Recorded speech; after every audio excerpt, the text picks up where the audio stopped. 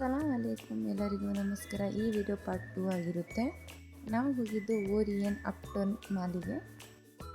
ನಾವು ಫಸ್ಟ್ ಒಳಗಡೆ ಬರ್ತಿದ್ದಂಗೆ ನಮ್ಮ ಕಣ್ಣಿಗೆ ಬಿದ್ದಿದ್ದು ಗಿಫ್ಟ್ ಐಟಮ್ಸ್. ಅದನ್ನು ನೋಡ್ಕೊಂಡು ನಿಂತಿದ್ವಿ. ಎಲ್ಲ ಒಂದಕ್ಕಿಂತ ಒಂದು ತುಂಬಾ ಚೆನ್ನಾಗಿತ್ತು ಐಟಮ್ಸ್ಗಳು.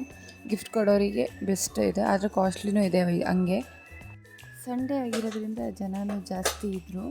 ಆಮೇಲೆ ನಮ್ಮ ಮನೆಯವರು ಮೊಬೈಲ್ ನೋಡ್ಕೊಬರ್ತೀವಿ ಅಂತ ಮೊಬೈಲ್ ಹತ್ರ ಹೋದರು. ಮೊಬೈಲೆಲ್ಲ ನೋಡಿದ್ರು. ಅಲ್ಲಿ ನಮ್ಮ ಬಜೆಟ್ ಮೊಬೈಲ್ ಇರಲಿಲ್ಲ. ಅದಕ್ಕೆ ನಾವಿತ್ತು ಮೊಬೈಲ್ ಎಲ್ಲಿತ್ತು ಅಲ್ಲಿಟ್ಟು ಸುಮ್ಮನಾಗಿ ಮತ್ತು ಬೇರೆ ನೋಡೋಣ ಅಂಥೇಳಿ ಹೊರಟ್ವಿ. ಅಲ್ಲಿ ಎಲ್ಲನೂ ಫುಲ್ ಕಾಸ್ಟ್ಲಿ ಇತ್ತು. ಒಂದಾದ್ಮೇಲೆ ಒಂದು ಇದೇ ಥರ ನೋಡ್ಕೊಂಡು ನಾವು ಹೊರಟ್ವಿ. ವಾಷಿಂಗ್ ಮಿಷಿನ್ಗಳೆಲ್ಲ ಚೆನ್ನಾಗಿತ್ತು, ಹಂಗೆ ರೇಟು ತುಂಬಾ ಚೆನ್ನಾಗಿತ್ತು.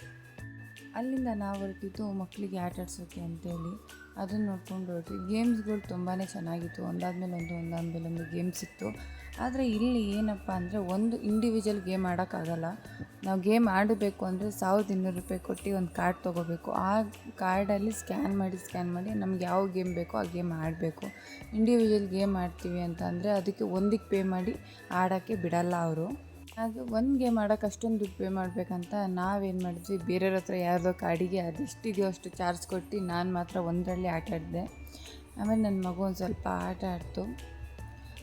ತುಂಬ ಜನ ಹೋಗಿ ಕಾರ್ಡ್ ತೊಗೊಂಡ್ರೆ ಏನೂ ಲಾಸ್ ಇಲ್ಲ. ಆದರೆ ಬರೀ ನಾವೊಂದು ಇಬ್ಬರು ಹೋಗಿ ಆ ಕಾರ್ಡ್ ₹1200 ಕೊಟ್ಟು ಕಾರ್ಡ್ ತೊಗೊಂಡು ಆಟ ಆಡ್ತೀವಿ ಅಂದರೆ ತುಂಬಾ ಲಾಸ್ ಆಗುತ್ತೆ.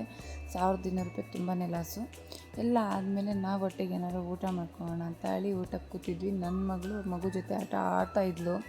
ಊಟ ಬಂತು. ಊಟನೂ ಮುಗಿಸ್ಕೊಂಡು ಮನೆ ಕಡೆ ಹೊರಡೋಣ ಅಂತ ಹೇಳಿ ಎಲ್ಲ ಊಟ ಮಾಡ್ಕೊಂಡು ಕೂತಿದ್ವಿ. ಇವಳು ನೋಡಿ ಹೆಂಗೆ ತಿಂತಾಯಿದ್ದಾಳೆ, ಟೇಬಲ್ ಮೇಲೆ ಕೂತ್ಬಿಟ್ಟಿದ್ದಾಳೆ. ಊಟ ಎಲ್ಲ ಆದಮೇಲೆ ನಾವು ಹೊರಟ್ವಿ ಮನೆ ಕಡೆಗೆ. ನಾವು ಮನೆ ಕಡೆ ಹೋಗೋ ಟೈಮಲ್ಲಿ ಆಗಲೇ 9:30 ಆಗೋಗಿತ್ತು. ಮನೆಗೆ ಹೋಗೋ ಅಷ್ಟರಲ್ಲಿ ಒಂದು 9:45 10 ಗಂಟೆ ಅಂತೂ ಆಗುತ್ತೆ ಅಂತೇಳಿ ಏನು ಮಾಡ್ಕೊಂಡ್ವಿ. ಈ ವಿಡಿಯೋ ನಿಮಗೆ ಇಷ್ಟ ಆಗಿದ್ದರೆ ಫಾಲೋ ಮಾಡ್ಕೊಳ್ಳಿ, ಕಮೆಂಟ್ ಮಾಡಿ ಮತ್ತು ಲೈಕು ಮಾಡಿ.